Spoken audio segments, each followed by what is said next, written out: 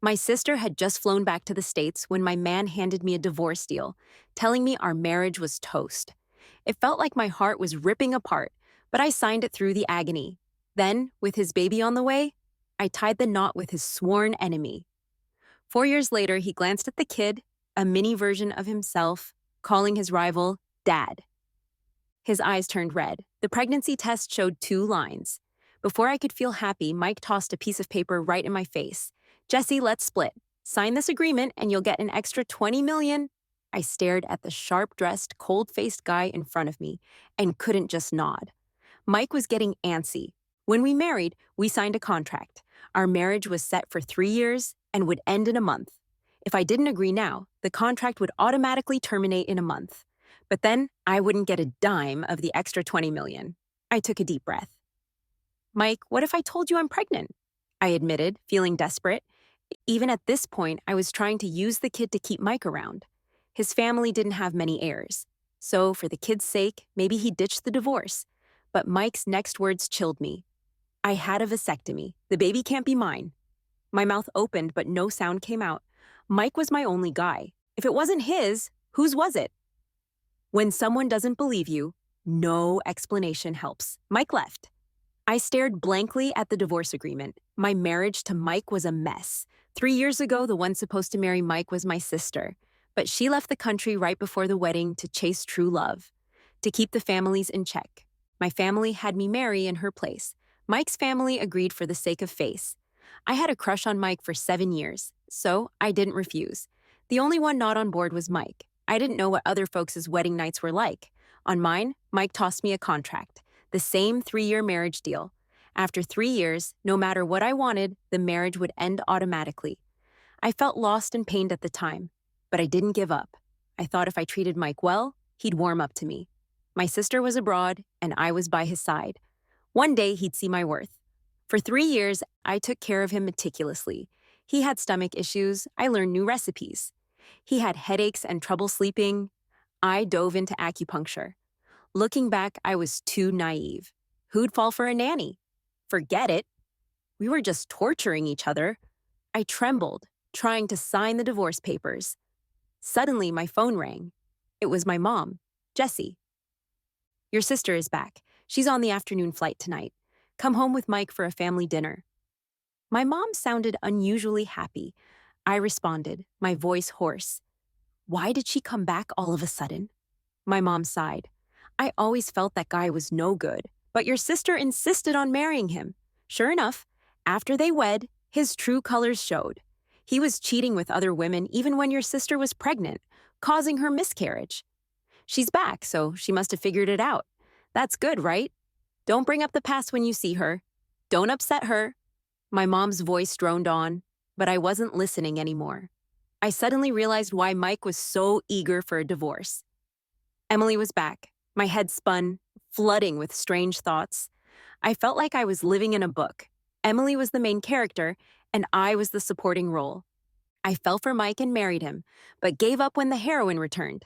Later, Emily couldn't have kids. I gave up my child to them and watched them live as a happy family.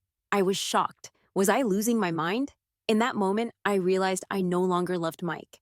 I put down the pen, refusing to sign. Why should I step aside just because Emily's back and let them have their happy ending? Before the divorce, I'd make them uncomfortable. I'd be the villainous supporting character. I took a cab to Jesse's house. Mike and Emily arrived together. Emily looked more worn out compared to 3 years ago, not as lively. But still, she was the center of attention wherever she went. Dad and Mom surrounded her with concern. It had rained. Emily was dry, but Mike's sleeve was wet. I could imagine he'd sheltered her under the umbrella, letting the rain soak him. With Mike, he always walked ahead while I followed. People can't be compared, right? I pushed down my disappointment and walked to Mike, worried. Babe, how did your clothes get wet? I clung to Mike's arm affectionately. Emily's gaze shot over, her eyes vacant. Mike tried to pull away, but I hugged him tight. Your clothes are wet. You'll catch a cold. You're the backbone of the company. You can't get sick. Let's go upstairs and change. Watching the vein pulse on his forehead, I could see his struggle to keep his cool, but still maintaining his image as a husband. He followed me upstairs. The moment we were in the room, he shoved me away. Stop clinging to me. You're my husband.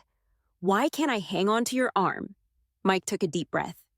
Did you sign the divorce agreement? No, I'm pregnant. I told you I had a vasectomy. Are you sure the doctor didn't scam you?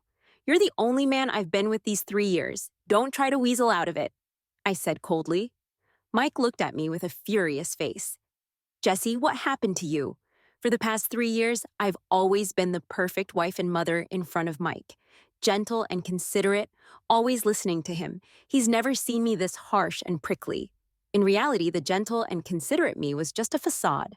I'm the type who never lets things go. If I can't make him fall for me, I'll make sure he bleeds. I need to make up for these years of humility and pain. I folded my arms and looked at him. What's wrong with me? At least I'm better than someone who doesn't even recognize his own pants. Mike was so angry he couldn't even speak. Downstairs, I reverted to being gentle. I sat next to Mike, acting cute. Babe, I want some fish, but it's too far. Can you get it for me? Babe, my water's empty. Get me more, please. I kept bossing Mike around. Mike and Emily both looked upset. Maybe Emily realized that the guy who used to follow her around is now someone else's husband. Emily made an excuse about being tired and went upstairs halfway through dinner. Mike couldn't take it anymore and headed to the bathroom. Jesse, your sister just went through a breakup. Acting like that with Mike might upset her. My mom scolded me quietly. I almost laughed. This family has always revolved around Emily. When Emily ran away, they made me marry in her place, never caring about my happiness. Now that Emily's back, she's all they care about. They don't think there's anything wrong with my husband being nice to Emily. Emily is like the main character of this world, and with her around, I'm always just a background character. No one cares about me. No one thinks about me. I should have been used to it by now. I lifted my head, hiding the sadness in my eyes. With a pitiful look, I said, Mom and Dad, I'm pregnant. That's why. Before I could finish, I suddenly heard the sound of glass breaking. Raising my head, I saw Emily standing there empty-handed, her face filled with shock. Mike ran out of the bathroom, grabbed my hand, and rushed us out. Back home, Mike glared at me furiously.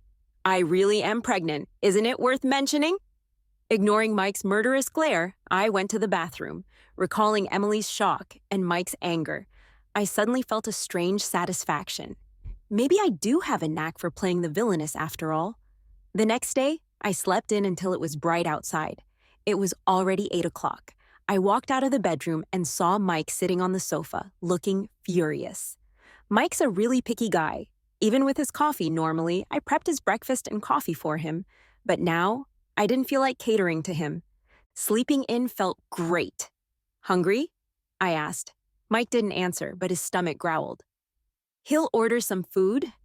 Mike looked at me in disbelief. Before the delivery arrived, Mike slammed the door and left. I couldn't help but give myself a thumbs up. Good thing I didn't order for him. In the afternoon, while getting a spa treatment, I got a call from Mike's assistant, Jesse. Jesse, the company cafeteria food doesn't suit Mike's tastes, so he hasn't eaten. Oh, right, I always took care of his lunch too. Over the years, I've spoiled him with my cooking. Anything else, he barely touches. Don't worry, when he's starving, he'll eat. In the evening, I suddenly received a message. It was a picture sent by Emily. The man in the photo with the high-nose bridge and sharp profile was Mike. She quickly retracted it. Sorry, wrong send, Emily texted. I ignored her. My sister always gets what she wants with a flick of her finger. Now she's using these tactics. I wasn't sad, rather quite happy. In the photo, Mike was sitting in front of a big pot of spicy hot pot. Mike's stomach isn't great. Skipping breakfast and lunch, then having hot pot for dinner, that's a death sentence. Mike doesn't eat spicy food, but Emily loves it. Mike accommodating her would definitely come at a cost. I had a wonderful sleep. Sure enough, when I woke up, my phone had dozens of missed calls. The messages were all from Mike's assistant, Jesse. Mike's been hospitalized. I slowly got up and made some porridge. After eating breakfast, I took the leftover porridge to the hospital. Mike was in a VIP room. I had barely reached the door when I saw Mike sitting on the bed, face pale. He was looking toward the door expectantly. When he saw me, his face turned sour and he looked away. I walked in. Jesse's here. The assistant quickly took the things from my hands. Mike was so eager to see you. Mike seemed to have been looking forward, but not for me. This porridge smells so good. Mike's lucky. Mike's pale face seemed to get a bit better. I brought the leftovers, didn't want to waste them. So I brought them for Mike, I said slowly. The assistant was stunned too. Mike's face turned livid. Get out. I enjoyed watching Mike's angry face. Knowing he was unhappy, I felt at ease. I turned and left the room. Just then, I saw someone at the door. This guy was tall, with a face that rivaled Mike's. I knew him. Mike's archenemy, Sam. He had a very refined look but was a real scumbag. Whatever Mike liked, Sam had to take it. Sam had tried to be Lily's backup for a while. Later, after I married Mike, Sam tried to hit on me too. Sometimes I even wondered if Sam liked Mike himself. I stared at him, eavesdropping. Sam nonchalantly replied, "How is it eavesdropping when I'm listening out in the open?" "Jesse, making that guy so mad feels good." "Huh," I looked at him blankly. "Stop calling me that. It's disgusting." "Get lost, Jesse. Why are you suddenly so hot-headed?" But his eyes filled with an inexplicable tenderness. That's the you I know. What he said was so baffling, I just thought he was being slick and stepped right on Sam's foot. Hearing him yelp in pain, I left satisfied. I'm definitely getting a divorce from Mike. Plus, I want an extra $2 million. I'm dragging this out just to disgust Mike and Emily, but the kid in my belly. I hesitated for a few days and finally decided to get rid of it. I made an appointment and went to the hospital for a series of tests. The doctor looked at the report. "Jesse, your physical condition, you can't have an abortion." I was shocked. Actually, last night, I dreamt about that book again. In the dream, I was like a reader, flipping through the book. Mike is the male lead, Emily is the female lead, Sam is the villain. Sam's end is miserable, after bankruptcy, reduced to picking up trash on the streets. As for the abortion, it was exactly like the plot in the book. The doctor also told me I couldn't have an abortion. If I insisted, it could be life-threatening. I was already a bit hesitant anyway. After all, this is my bloodline. With the doctor saying this, I decided to keep the baby. However, I'm not going to give the baby to Mike and Emily like in the book. I'll raise the child on my own. As soon as I walked out of the doctor's office, I saw Sam again. Sam looked at me, then glanced at the obstetric sign. "Jesse, you're pregnant." "Why didn't you tell me? I could have come with you to the hospital. I'm busy, but I'd always make time for you and the baby," Sam said with deep emotion. His words were filled with hidden meanings. I stepped on Sam's foot again, this time grinding my heel, watching his handsome face twist in pain. I left satisfied. Joy turned to misfortune. Maybe seeing Sam suffer made me too happy, and I accidentally fell down the steps. Instinctively, I held my belly. Vaguely, I felt someone rush towards me. Then, I was picked up. "Doctor, doctor, come quickly." It seemed like Sam's voice. But why did he sound so anxious? I fainted shortly after. When I woke up, I saw Sam sitting by my bed. He was on a low stool with his long legs awkwardly placed. Noticing I woke up, Sam narrowed his eyes at me. "Awake, Jesse. Do you have an underdeveloped cerebellum or something? Can't even walk without falling?" Sam mocked me mercilessly. I was sure the Sam who anxiously called for the doctor was just my imagination. Suddenly, Sam's demeanor changed. "Jesse, your face looks terrible. Are you hurt? Let me blow on it for you." In that instant, a figure stepped between us. Mike grabbed Sam's hand, his face extremely ugly. "This is my wife," Mike said coldly, wanting to crush Sam with his gaze. "Jesse has a husband." "I thought she came alone for a checkup because her hubby was dead," Sam retorted. But Mike pressed his lips together and glared at Sam. Sam wasn't afraid at all. "Get lost," Mike said coldly. "Mike, all you can say is that one word. Are you a broken record?" Sam mocked him, pushing Mike to the brink before finally leaving. My mood lifted. Even though Sam is annoying, he's kinda cute when he angers Mike.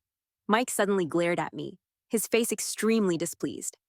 I touched my face and realized I was smiling. "Sam wants everything of mine. He's good to you because you're my wife. Don't flatter yourself," Mike said coldly. At that moment, a brilliant idea popped into my head to really piss off Mike. With a troubled expression, I said, What should I do? I think I've fallen for Sam. Uh, Mike, he'll sign the divorce papers when I get back. Sure enough, my words made Mike's face turn ashen. Back home, I searched for the divorce papers but couldn't find them. I called Mike. Where are the divorce papers? There was a pause on the other end before he spoke. I don't know. Having been with Mike for 3 years, I knew him well. He was lying. He hid the divorce papers. He had forced me to sign them, and now was hiding them, so I couldn't. Seems like Mike doesn't care for Emily that much after all. For the sake of his pride, he chose not to divorce for now. But I didn't mind. Mike won't hold out for long. In the following days, I carried on with life, eating and drinking as I pleased. I also planned my post-divorce life. I'd find a small town, open a little shop, and live a simple life. Suddenly, I got a call from my mom asking me to come home. When I returned, I saw my mom, dad, and Emily all sitting there looking serious.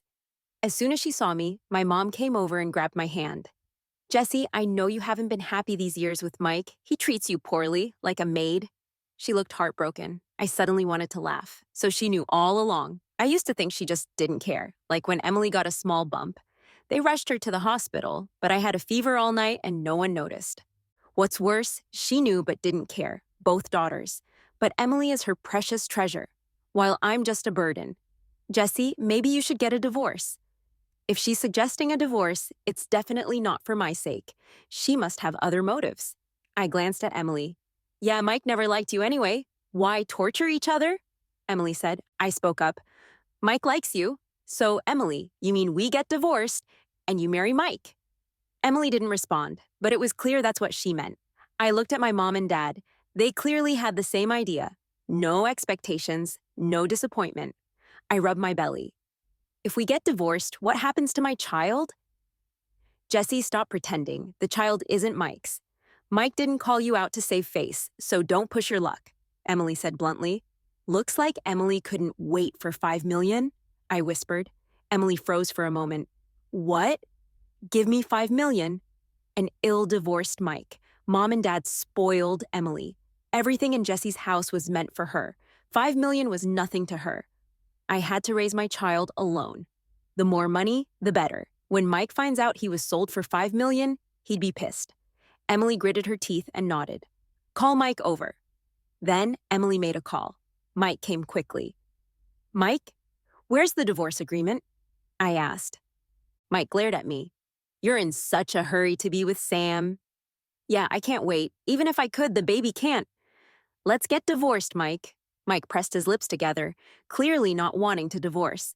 Jesse, since you insist on a divorce, just go through with it, Emily said. Mike called his secretary. Soon the divorce agreement arrived. I signed it swiftly. Mike, remember, I'm the one who doesn't want you. Also, remember to send the breakup fee to my account. I signed and walked away without looking back. Mike, goodbye. I wandered aimlessly down the street. I thought I wouldn't feel sad, but my heart felt empty, like a wind blowing through a hollow space. I had already lost faith in Mike. From today, I not only lost Mike, but also my family. Actually, they never cared about me. Today, I realize this fact. No one loves me. No one cares about me. I'm just an insignificant side character. Suddenly, a Maybach stopped in front of me. The door opened, and a long leg stepped out. It was that refined rogue, Sam. Sam got out and blocked my path. Divorced! I glared at him. How did he get the news so quickly? Emily told me. Jesse, now no one can stop us from being together, Sam said passionately. You're crazy. You did all this to get back at Mike, pregnant, wanting to be a stepdad, Mike's kid calling me dad. Just thinking about it feels good. Sam rubbed his chin. All right, it's clear now. Sam is indeed crazy. I walked past him. Sam followed, continuing to tell me the benefits of marrying him. I was speechless, but it did ease my heartache a little. I left the city where I had lived for over 20 years, moved to a small town thousands of miles away. New people, new places, everything was new. I wanted a fresh start, but as soon as I got off the plane, I saw a familiar figure. Sam was standing there smiling at me. What a coincidence, Jesse. You didn't follow me, did you? He said, echoing what I wanted to say. I arrived at the house I had bought online. As I was about to enter, The opposite door opened. Sam's face appeared, looking exaggerated. Jesse, you're living opposite me, still saying you're not stalking me. Just admit you're into me. I entered and slammed the door, making a loud bang. The house was movie ready. A cleaning service had already tidied up, so I just did a little organizing and sat down. When my phone rang, I picked it up and hung up immediately. It was Mike's number. Wrong number. I blocked it. Soon after, another unfamiliar number called. Jesse, I'm Mike's friend. Mike got drunk. Can you come pick him up? When Mike got drunk from social events, no matter how far, I went to pick him up. But now, we were divorced. Call his secretary. I sat and hung up, blocking that number too. The blacklist now had 2 people, and it was just the beginning. In the following days, people around me kept calling, saying Mike was in the hospital with a stomach ache, or that he had a cold, even bizarre things like Mike crying because he missed me. Such nonsense. I had already set him and Emily up, so I suspected they weren't letting me move on.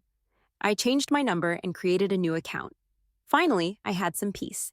I opened a flower shop downstairs. Welcome. I looked up and rolled my eyes. Sam, dressed in a suit and wearing gold-rimmed glasses, looked very refined. Sam picked a bunch of roses. $99. I told him the price. After he paid, he handed me the flowers. I didn't take them. He put them in the vase on the counter himself. Sam was persistent. He really went out of his way to replace Mike as a father. Quite fitting for the main villain in the story. And no wonder Mike made him pick up trash. At first, I refused. Later, I got numb. He could do whatever he wanted. Jesse, your flowers have arrived. I heard the shout and rushed out to get them. Suddenly, a car veered out of control and came straight at me. In that instant, my mind went completely blank until someone pushed me to the ground. It took me a while to realize what had happened. It was Sam, always the neat freak, even when taking out the trash. But now, his gold-rimmed glasses were gone, and his hair was a mess. He looked awful, yet somehow I felt closer to him. Sam, get up. Are you hurt? I asked anxiously. I'm not as clumsy as you. I'm a black belt in Taekwondo. A little car can't hurt me, he said with a smirk. Sam sat up, his handsome face twisted in pain. I think my leg's broken. I quickly called an ambulance. While waiting, I saw his twisted leg and got so flustered my eyes turned red. It's just a small injury. I won't die, Sam said, acting nonchalant. Suddenly, he looked confused. Why are you crying, Jesse? Don't cry. I'm really okay. Look, I can jump. He tried to get up. I held him down. If you move, he'll cry even harder. He immediately stopped moving. At the hospital, the doctor treated Sam's wound and ran some tests. Luckily, it was just his leg and it wasn't very serious. Just a minor surgery and a 3-month recovery. I stayed with Sam during the surgery. I hired a nurse for him. I visited him every day with homemade food. The same guy who wanted to jump earlier now lay in bed like a sick, fragile beauty. Jesse, I want some water. Jesse, my hand hurts. Feed me, Jesse. Jesse, my shoulders are sore. Massage them. I tried to ignore him. His handsome face wrinkled in pain. My leg hurts, and for whom did I get hurt? I sat by his bed and massaged his shoulders. That's when Mike walked in. He knocked hard on the door of the room. I looked up and saw his face, dark with anger. He looked much more weathered and tired than the last time I saw him. Mike didn't say a word. He just grabbed me and pulled me outside. Mike, take your filthy hands off my girlfriend. Sam shouted, Let go or I'll fight you. Sam struggled to get out of bed. Stay in bed. If you get up, no dinner for you, Jesse. I warned. I'll talk to Mike for a bit. He'll be right back. Sam obediently laid back down. Mike's face darkened even more. He took a deep breath to control his anger. We stepped outside. I looked at him. Did you come to give me an invite to your wedding with Emily? I'm not interested in attending an ex's wedding, Jesse. I didn't marry Emily, Mike said. His voice was hoarse. Then what do you want? Mike didn't respond. I got impatient and turned to go back in. Jesse, let's get back together, Mike finally said. I've been thinking about you all this time. I dream about you. I realize now I love you. Losing you made me see my feelings clearly. Mike's voice turned hurtful. Why didn't you take my calls? Even when my secretary called, you didn't pick up. Someone as proud as Mike saying such things must have taken a lot of courage, but I wasn't touched. In fact, I found it laughable. Sorry, I don't love you anymore. I have someone I like now. Please don't bother us. Mike got anxious. Jesse, don't trust Sam. He doesn't love you. He's just competing with me. I sneered. When I was sick and called you, you said you had to work overtime. A few days ago, when I almost got hit by a car, Sam shielded me without thinking about his safety. Do you think you're in any position to say Sam doesn't love me? Mike was stunned and speechless. Mike, we're divorced. There's no going back. Go find your Emily, I said, and turned to enter the room. Mike stood there, looking like a lost child, unsure of what to do, but I felt no pity. Everyone has to face the consequences of their choices and actions. He's 26, not 6. No one stays in one place forever. No one will always tolerate him. Once you miss your chance, it's gone. Back in the room, Sam's loud voice greeted me. Jesse, my leg hurts. Come kiss it. A kiss will make it better. I grabbed his ear. Ouch. I meant my face, not my lips, not in front of everyone. A week later, Sam got discharged. I hired a nurse to take care of him for 3 months. I often visited him. After 3 months, according to the doctor, he should be able to walk freely, but his recovery was oddly slow. He'll wail if his foot touches the ground, Sam said. Something was off. He had a lean, muscular build. Once I accidentally saw his 8-pack abs. He clearly worked out regularly. How could someone in such good shape not recover in 3 months? Jesse, my legs are so sore. Come and massage them, Sam said as usual. Suddenly, I clutched my stomach. Jesse, what's wrong? Stomach ache. It'll take you to the hospital. I glared at him. Sam instantly realized he was busted. He started grinning. Oh man, how did my legs suddenly get better? Is this the power of love? I reached out and pinched his ear. Sam stayed with me through checkups and delivery. On the day the baby was born, he was clumsy, but careful around the baby. Come on, sweetie, say daddy. I was a new mom, pretty clumsy myself. Sam grew alongside me. A few days later, he was already good at changing diapers. When the baby turned 1, the first word they learned was mama. The second word was dada. Sam was happy the whole day. It was the first time I saw someone so enthusiastic about being a dad to someone else's kid. When the baby turned 2, I got together with Sam. When the baby turned 3, Sam and I got married, and the baby was our flower girl. This wedding was very low-key. We only invited Sam's close family and friends. Sam put the wedding ring on my finger. I turned my head and vaguely saw a figure in the crowd. I was stunned for a second. Quickly, I snapped out of it and smiled happily at Sam. I am so lucky to have someone who loves me in this life. I walked out of the chapel. In the corner, there were 2 figures, one big and one small. I nervously walked over. Mike was handing a candy to the chubby little kid. The cute little kid hadn't fully grown into their features yet, but they looked a lot like Mike, a clear mini version of him. The little one didn't take the candy. With a childish voice, they said, Mommy and Daddy said not to take things from strangers. Mike stiffened, and his eyes visibly reddened. I held the little one's hand. Sam walked over too. I handed the little one to Sam. Go play with Daddy. Sam was a bit reluctant. Watching Mike warily, I gave him a reassuring look. Only then did Sam take the little one away. Jesse, Mike has aged a lot in these 4 years. He didn't marry Emily. Emily went back abroad, got back together with her ex, and they kept tormenting each other. Mike never got married. I heard he drank a lot and lived a very wasted life. His career took a nosedive too.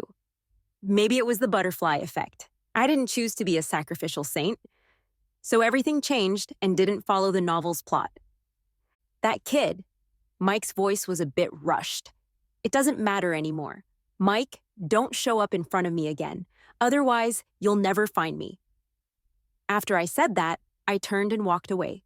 The man behind me let out a sob. I didn't look back. I took one step at a time toward my love.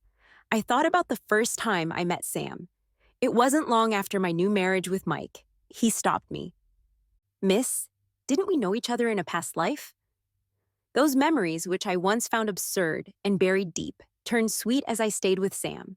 I often teased him about it, calling him cheesy. Sam would always grab me and kiss me until I was out of breath. Jesse, actually, we did meet in a past life. You forgot, but it's okay. I remember it. Simon's epilogue. My name is Sam. I had a childhood sweetheart named Jesse. We grew up together. Same kindergarten, same elementary, same high school. When we got to college, she enrolled in a school in the South. She had excellent grades. No matter how hard I tried, I could only get into a school in the same city as hers. Two schools, one in the South, one in the North. I often took a few hours bus ride to see her. As long as I could see her, those hours didn't matter. In junior year, I saw her less because I started a business to make money. I wanted to propose after graduation so we could have a small home in that city. I got lucky. A big company took interest in my project. By graduation, I had saved enough to buy a house. When I brought the engagement ring to propose to her, I watched as a big truck hit her. My world turned red. Even watching them cover her with a white sheet, I couldn't believe she was gone. I searched for her everywhere. Friends said I was crazy. I knew I wasn't. I was certain my girl was out there, waiting for me somewhere. I searched every city. Then one day, I couldn't go any further. I lay down in the woods, letting the leaves fall on my face. My vision blurred, vaguely. The bright sunlight seemed to form a familiar figure. My girl reached out to me. She came to get me. I smiled. When I woke up, I was in a luxurious bed. It was me, and yet not me. I'm Sam, born to one of the city's two major families. I had an archenemy named Mike. My life goal seemed to be to make Mike's life difficult. If Mike was upset, I was happy. I always felt like I had forgotten something important. Until one day, I saw a girl staring softly at Mike. She felt inexplicably familiar. My legs moved on their own. Miss, didn't we know each other in a past life? The girl glared at me and ran away. Those lost memories began to come back. Joy bubbled up inside me. It spread through my whole body. I felt like I could fly. I found my girl.